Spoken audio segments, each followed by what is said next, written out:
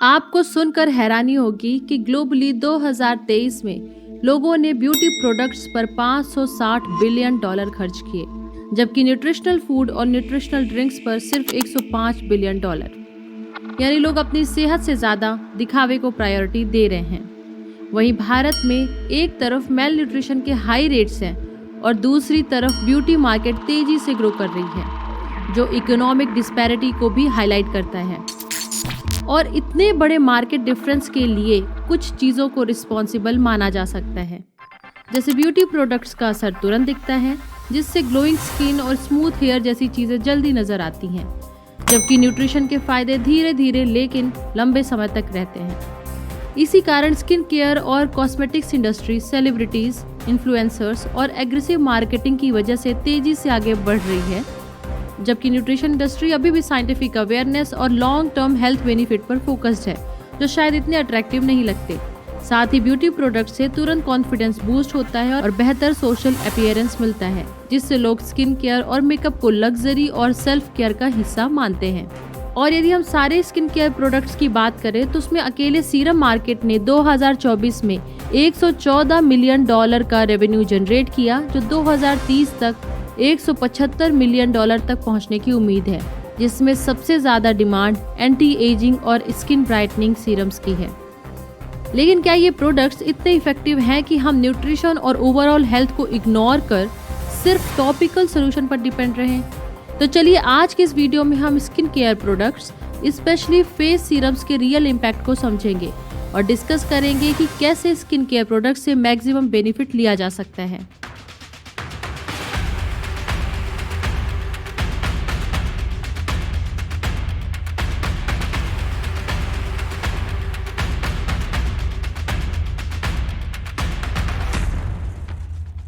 Skin human body का largest organ है।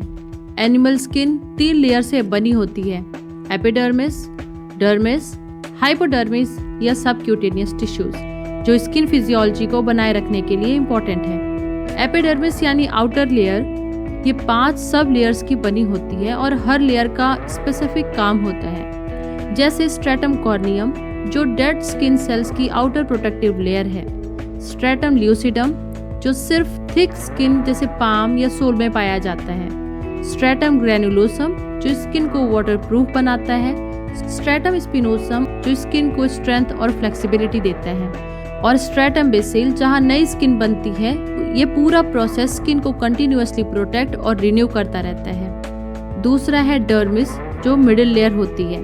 इसमें फाइब्रोब्लास्ट सेल्स होती हैं, जो कोलेजन और एलास्टिन का प्रोडक्शन करके स्किन को स्ट्रॉन्ग और इलास्टिक बनाती हैं। सबक्यूटेनियस या हाइपोडर्मिस लेयर, जो इनर लेयर होती है, ये फैट से बनी होती है और शरीर को insulation, energy storage, cushioning provide करती है। साथ ही हेयर ग्रोथ और स्किन रिपेयर में सपोर्ट करती है। और इन तीनों लेयर में skin care companies top 2 layers यानी एपिडर्मिस और डर्मिस में इंटरेस्टेड होती हैं। एपिडर्मिस एक कंटिन्यूअस रिन्यूअल साइकिल से गुजरती है, जो लगभग 30 से 40 दिनों में पूरी होती है। इसकी शुरुआत स्ट्रेटम बेसिल से होती है, जहां स्टेम सेल्स नई स्किन सेल्स यानी केराटिनोसाइट्स बनाते हैं। ये सेल्स स्ट्रेटम स्पिनोसम में जाकर मैच्योर होते हैं और डिवाइड करना बंद कर देते हैं। फिर स्ट्रेटम ग्रैनुलोसम में ये फ्लैटन होकर वाटरप्रूफ बैरियर बनाते हैं और धीरे धीरे मरने लगते हैं। अंत में स्ट्रेटम कॉर्नियम में डेड केराटिनाइज सेल्स स्किन की आउटर बैरियर बनाते हैं और डिसिक्यूमेशन यानी नेचुरल शेडिंग के थ्रू निकल जाते हैं, जिससे स्किन नई बनी रहती है। According to dermatologist, majority of biomolecules जो स्किन केयर प्रोडक्ट्स में पाए जाते हैं, वो स्किन को कभी पेनिट्रेट कर ही नहीं सकते, क्योंकि स्किन हमारी बॉडी की फर्स्ट लाइन ऑफ डिफेंस है, जो हमें आउटर हार्मफुल चीजों से बचाती है। ऑयल या वैक्स ज्यादातर मॉइस्चराइजर्स में पाए जाते हैं और ये मॉलिक्यूल्स इतने बड़े होते हैं कि ये एपिडर्मिस को क्रॉस कर ही नहीं पाते। लेकिन कुछ मॉलिक्यूल्स ऐसे डिजाइन किए जाते हैं, जैसे लिपोफिलिक यानी ऑयल बेस्ड इंग्रेडिएंट्स या नैनो कैप्सुलेशन, जो एक्टिव कंपाउंड्स की डिलीवरी एपिडर्मिस और डर्मिस में कर पाए। इसके लिए एक्टिव मॉलिक्यूल्स का साइज सबसे ज्यादा इंपॉर्टेंट है। अकॉर्डिंग टू रिसर्च, वो बायोमोलिक्यूल्स जिनका साइज 500 डाल्टन से कम हो और उसकी प्रॉपर्टीज स्किन की प्रॉपर्टीज से मैच करती हो, तभी वो मॉलिक्यूल्स एपिडर्मिस से डर्मिस में पेनिट्रेट कर सकता है। जैसे स्मॉल पेप्टाइड्स, रेटिनॉल और विटामिन सी डेरिवेटिव्स, जिनका साइज 500 डाल्टन से कम है वो एपिडर्मिस के बॉटम लेयर यानी बेसल लेयर तक जा सकते हैं और स्किन को प्रोटेक्ट करते हैं। जबकि 800 डाल्टन वाले कुछ पेप्टाइड्स, विटामिन सी और नियासिनामाइड स्ट्रेटम स्पिनोसम और स्ट्रेटम ग्रैनुलोसम तक पहुंचकर स्किन मेटाबॉलिज्म को बूस्ट करते हैं। 1000 डाल्टन वाले बड़े मॉलिक्यूल्स स्किन में मिनिमल पेनिट्रेट करते हैं जो ज्यादातर मॉइस्चराइजर तक सीमित रहते हैं। 2000 डाल्टन वाले या उससे ज्यादा बड़े मॉलिक्यूल्स जैसे कोलेजन या high molecular weight hyaluronic acid केवल सरफेस पर ही रह जाते हैं क्योंकि उनका मॉलिक्यूलर साइज बड़ा होता है, उसके कारण ये डीपर लेयर तक पहुंच नहीं पाते। यानी लो मॉलिक्यूलर वेट वाले इंग्रेडिएंट्स स्किन में बेहतर तरीके से पेनिट्रेट कर सकते हैं, जबकि हाई मॉलिक्यूलर वेट वाले मॉलिक्यूल्स केवल सरफेस हाइड्रेशन और प्रोटेक्शन तक ही सीमित है।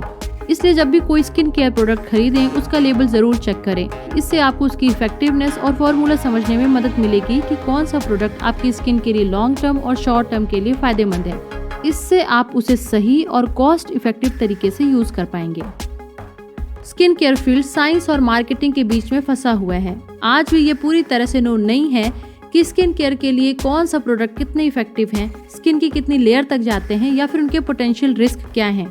फिर भी कुछ प्रोडक्ट्स स्पेशली फेस सीरम पर कई रिसर्च अवेलेबल है जिनके फॉर्मुलेशन से पॉजिटिव रिजल्ट्स देखे गए हैं। तो अब सवाल ये आता है कि सीरम होता क्या है और कौन सा सीरम बेस्ट है। सीरम एक light weight fast absorbing skin care product होता है। जनरली सीरम को वाटर बेस्ड या ऑयल बेस्ड सोल्यूशन में एक्टिव इंग्रेडिएंट्स मिलाकर तैयार किया जाता है। एक्टिव इंग्रेडिएंट्स यानी scientifically proven FDA approved components जो स्किन के स्ट्रक्चर और फंक्शन को इफेक्टिवली चेंज कर सकते हैं। इन बायोलॉजिकली एक्टिव मॉलिक्यूल्स में स्टेबलाइजर्स, इमल्सिफायर्स और प्रिजर्वेटिव्स का यूज किया जाता है ताकि उनकी इफेक्टिवनेस को लंबे समय तक बनाकर रखा जा सके। लिपोसोमल या नैनो इनकैप्सुलेशन टेक्नोलॉजी के जरिए कुछ एक्टिव इंग्रेडिएंट्स को स्किन की डीपर लेयर यानी डर्मिस जो स्किन की मिडिल लेयर है वहां तक पहुंचाने के लिए तैयार किया जाता है। और यदि बेस्ट एक्टिव इंग्रेडिएंट्स या इफेक्टिवनेस के बेसिस पर सीरम्स को देखें तो इनमें विटामिन सी, विटामिन ई और फेरुलिक एसिड जो UV damage repair, collagen production और स्किन ब्राइटनिंग में मदद करता है। रेटिनॉल यानी विटामिन ए ये सेल टर्नओवर बढ़ाता है, कोलेजन प्रोडक्शन को स्टिमुलेट करता है और फाइन लाइंस और रिंकल्स को कम करता है। बेक्यूच्यूल रेटिनॉल का प्लांट बेस्ड अल्टरनेटिव है जो बिना किसी इरिटेशन के एंटी एजिंग बेनिफिट्स देता है। हाइलुरोनिक एसिड एक इंटेंस हाइड्रेशन प्रोवाइड करता है जिससे स्किन प्लम्प और यूथफुल दिखती है।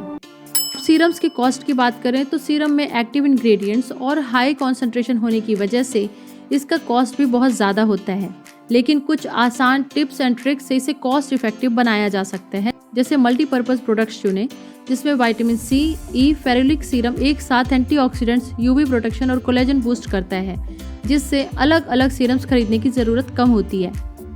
Minimal but effective routine, cleanser skin type के अकॉर्डिंग सुटेबल मॉइस्चराइजर और scientifically proven dermatologist recommended serum पर ध्यान दें। अननेसेसरी प्रोडक्ट से बचें।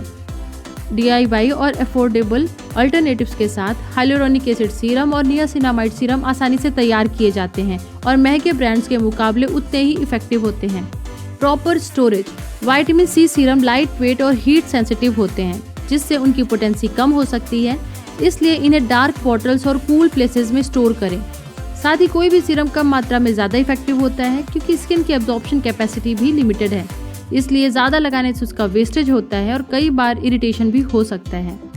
लेकिन ये ध्यान रखें कि स्किन केयर प्रोडक्ट्स कोई परमानेंट सोल्यूशन नहीं है, बल्कि इसका असर टेम्परेरी होता है। अगर स्किन हेल्दी बनाए रखनी है तो सिर्फ प्रोडक्ट्स पर डिपेंडेंट ना रहें।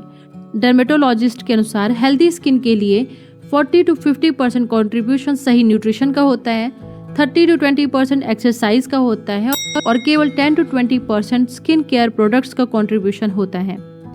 और सबसे बड़ी बात कि जो एड या इन्फ्लुएंसर्स को हम देख के उनके जैसे फ्लॉलेस स्किन पाने के चक्कर में हम हर दिन नए नए प्रोडक्ट्स खरीद लेते हैं, लेकिन ये भी ध्यान रखें कि उनकी स्किन केवल एक्सटर्नल केयर या गुड प्रोडक्ट से नहीं बल्कि इंटरनल केयर जिसमें बैलेंस डाइट, एक्सरसाइज और हाइड्रेशन का भी पूरा रोल होता है। जिसमें न्यूट्रिशन जैसे बैलेंस डाइट में विटामिन ए, सी, ई होते हैं जो स्किन बैरियर फंक्शन, रिपेयर और हाइड्रेशन को सपोर्ट करते हैं। ओमेगा 3, ओमेगा 6 और ओमेगा 7 फैटी एसिड्स इन्फ्लेमेशन को कम करके रीजनरेशन को बढ़ावा देते हैं और स्किन एजिंग को रोकने में मदद करते हैं।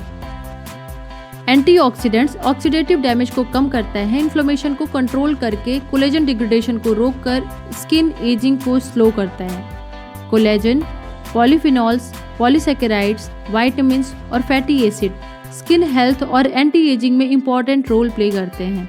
अपने डाइट में इन सभी बायोएक्टिव कंपाउंड्स के एंटीऑक्सीडेंट्स, एंटी इन्फ्लेमेटरी और collagen boosting quality skin ageing को कम करने में हेल्प कर सकती है, जिससे स्किन ज़्यादा यूथफुल, हाइड्रेटेड और हेल्दी बनी रहती है।